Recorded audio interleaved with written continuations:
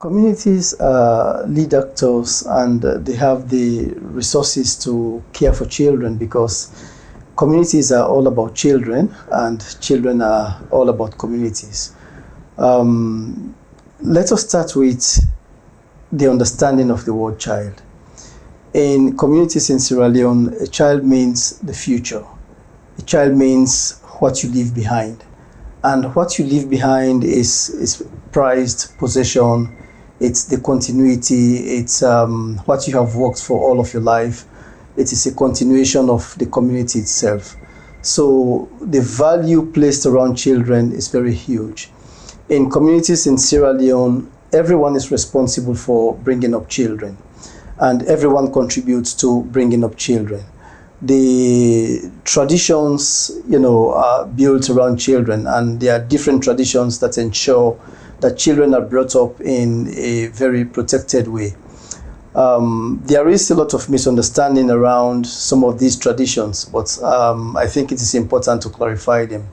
If you look at the justice system, it protects children and ensures that they are not held responsible for things that they do, but there is the community responsibility for what children do. So this means that children are not being isolated, children are not being treated in ways that will permanently hinder their development and growth. But it is communities that decide how children can be corrected when there are issues. In Sierra Leone, if someone fails to care for his or her children, every member of the community has a right to report it to the chief. They have the responsibility to care for the children until such a time when the issue between the parents and child or children, is being well mediated. This ensures that children are not neglected at any time. Even within the extended family, one of the reasons why we have such large families is to ensure that there are always adults who will care for children when they lose their biological parents. And that is a strong value. We have seen how it has helped many children over time, helping them access services, especially for education, for health, and for justice.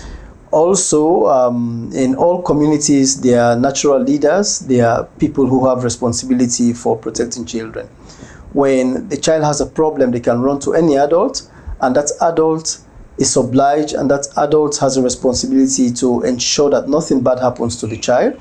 And the adult also has the obligation and responsibility to address the problem that the child is running away from. These are all measures within communities to ensure that children are protected and they are not exposed to harm, and they are not exposed to bad treatment from adults.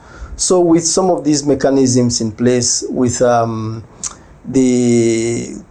the responsibility that is shared by everyone, communities are best placed to lead when it comes to protection of children, because they understand what the children need. They have the mechanisms in place.